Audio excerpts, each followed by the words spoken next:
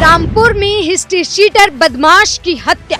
खूंखार history sheeter का अपनों ने किया खून। धारदार हथियार से शमशान में मौत के घाट उतारा। उत्तर प्रदेश से कानून व्यवस्था को लेकर रोज ऐसी खबरें सामने आ रही हैं जो उस पर सवाल खड़े कर रही हैं और लोगों को सोचने को मजबूर कर रही हैं कि आखिर लोगों के अंदर कानून का डर बचा भी है या नहीं।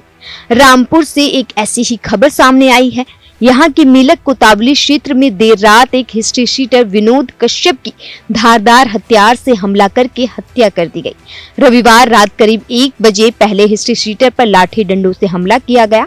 उसके बाद धारदार हथियार से उसकी हत्या कर दी गई और हत्या का आरोप लगा है मृतक विनोद के चाचा और भतीजे पर।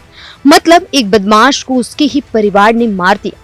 हिस्ट्री शीटर विनोद कश्यप पर कई मुकदमे भी दर्ज थे और उसका काफी समय से अपने चाचा के साथ नाली को लेकर विवाद चल रहा था।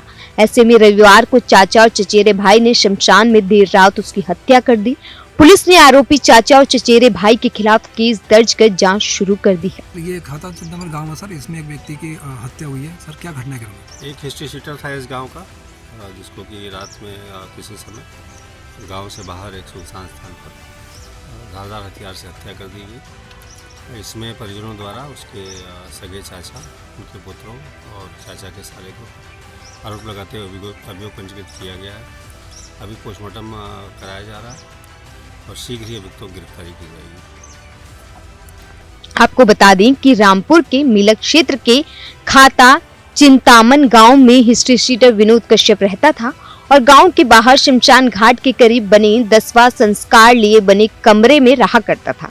इसी गांव में उसका चाचा आंगनलाल और चचेरे भाई काकुल और कपिल भी रहते हैं। काफी समय से चाचा और चचेरे भाइयों के साथ नाली को लेकर विवाद चल रहा था।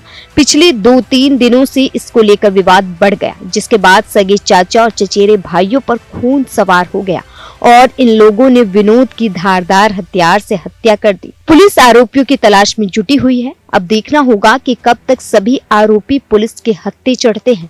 लेकिन इन सब के बीच सवाल तो यही उठता है कि कानून हाथ में लेने से पहले क्या एक भी बार इन लोगों के दिमाग में पुलिस और कानून का डर नहीं आता है? आखिर उत्तर प्रदेश में कानून व्यवस्था को लेकर बार बार सवाल क्यों उठ रहे हैं?